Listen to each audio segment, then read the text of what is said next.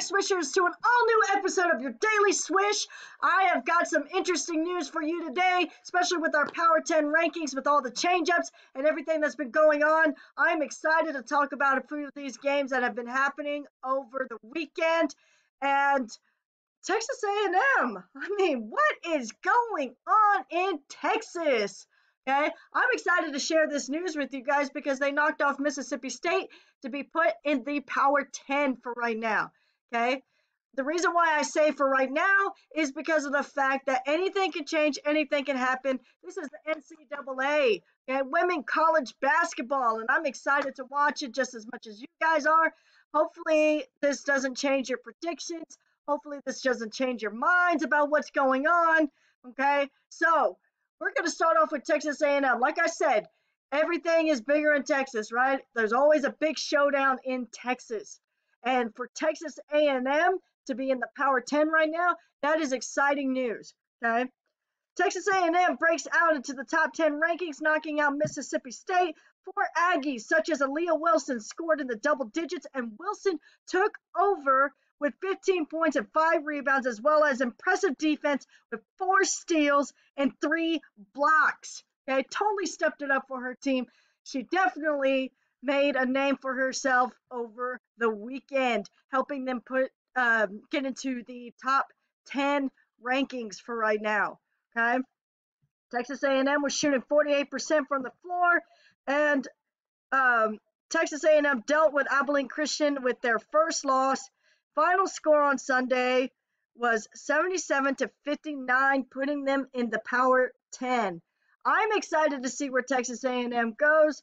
It's been a while, but Texas A&M has always been a dominant team, always been a dominant force, produced great players to go on to the WNBA. Take Kennedy Carter, for example, a very dominant player, came out of Texas A&M. So I'm very excited to see where A&M goes after this. Are they going to knock off some more teams? Are they going to dominate more on the court? Is Aaliyah Wilson going to do some more crazy tricks, crazy rebounds? I mean, she's not afraid to get into the paint. She's not afraid to dominate what's hers. And I'm very excited for Texas A&M. Okay. Now, in other news, we've had UConn finally play. UConn! I mean, come on. Can you not tell that I'm a UConn fan? I mean, come on. It's pretty obvious, right? Dominating force, 11 consecutive championships. I mean, this team is an elite team, and I'm so excited to finally see them play. Okay, they were not playing for a while. They had to postpone because of the fact that a few of the faculty on the coaching staff and in and around the gym, they got COVID. So they had to hold off for a little bit longer. Okay, and they finally got to play over the weekend. And I know I'm excited. I know you guys are excited to see UConn finally on the court. Now, with these predictions and knowing that UConn is a dominant force, they're still a young team of freshmen. They lost a bunch of their seniors from last year and the year before.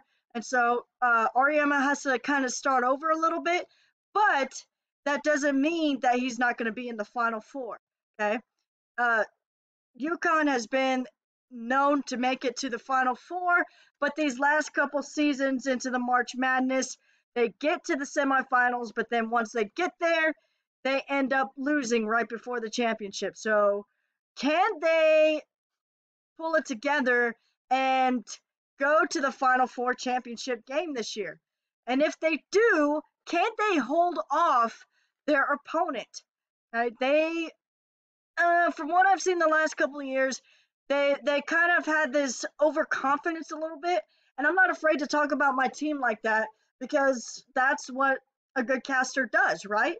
Okay, we're not going to be biased over one team just because it's our team, right? Okay, so what I'm trying to say here is, can they stay on top of it, and at the last minute, can they let go of that confidence and play till the end of the game? Because they seem to, once they get a huge lead, they kind of chill back a little bit. And correct me if I'm wrong on this, but they do tend to cut back a little bit and think, oh, I got this in the bag. I'm UConn. I ain't got to worry about nothing.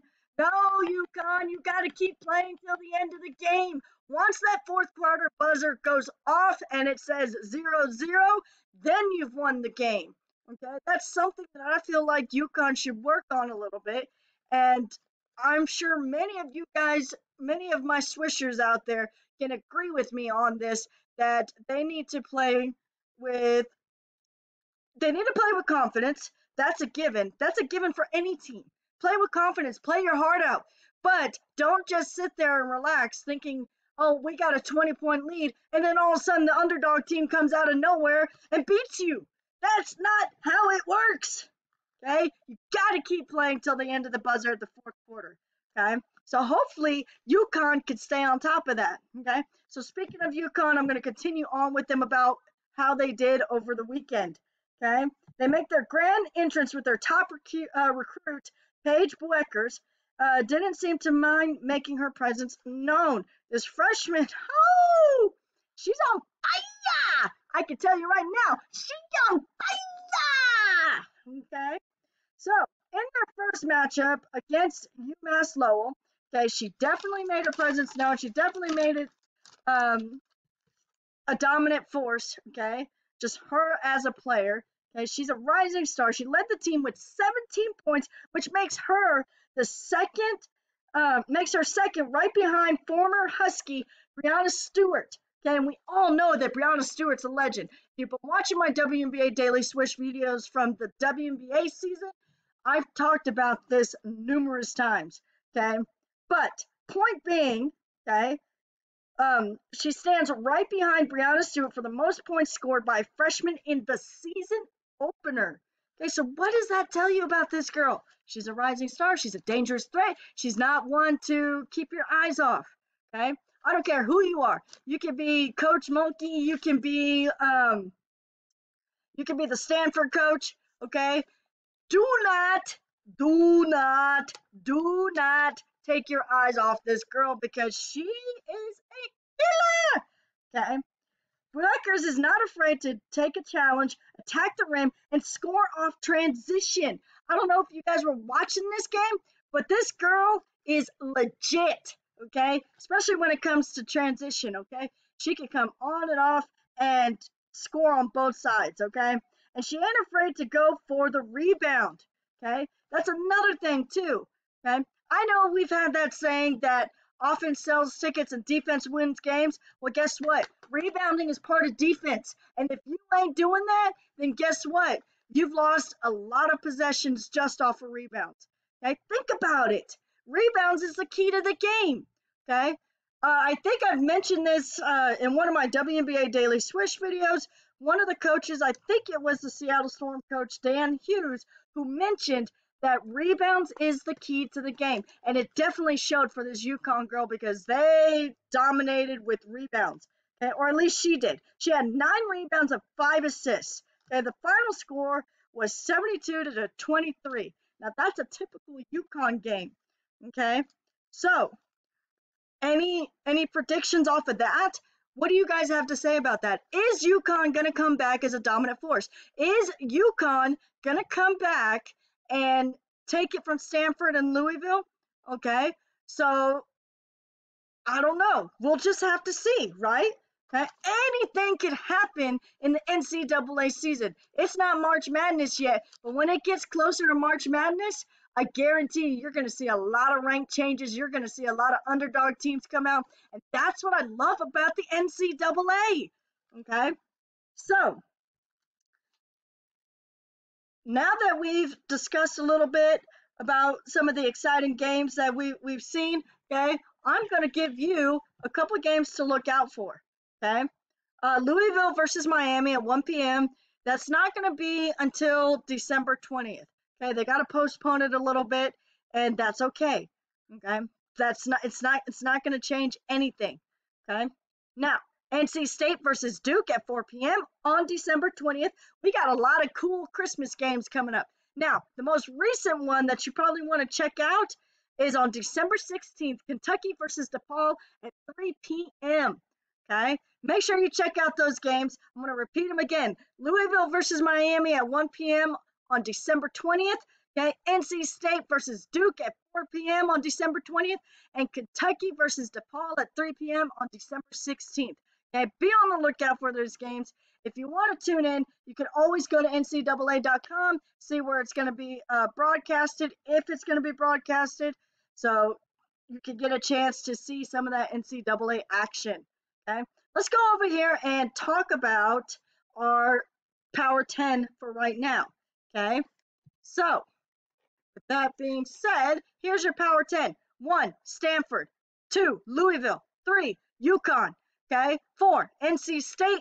Number 5 is South Carolina. Number 6 is Arizona. Tied for 7th is Baylor and Oregon. I don't know if you watched that game between Texas Tech and Baylor last night, but Baylor had that game in the bag last night. I guarantee you. Okay. Number 9 is Kentucky, okay, and number 10 is Texas A&M. So there you have it. There's your Power 10. Okay, go ahead and comment below your thoughts, your suggestions, your team. Okay, how is your team doing? Do you have a specific team that you cheer for? Okay, are you excited to see the upcoming Final Four? Okay, which has been predicted that all 64 teams, speaking of March Madness, all 64 teams, okay, they're kind of working on it a little bit still, but it's still going to be in San Antonio. Okay, that's their top place because that's where we originally was still going to be at. Okay, which I hope because I want to go, and I probably would get in trouble for my mouth with UConn. Okay, like I've had in the past before. Okay, I've had people that probably want to beat me up because I have a bad mouth when it comes to my UConn girls. Just saying. But it has been rumored, and they're still working on it, that all 64 teams, okay, are going to come down to San Antonio throughout the March Madness season, okay, and some games might be held at the University of Texas of San Antonio, which is UTSA, okay, some games might be held at the Alamo Dome, some games might be held at San Antonio College. They're still working on how it's going to look like and how it's going to play out, okay, so that's all I have for you today, Swishers. Okay, I hope you like what you heard.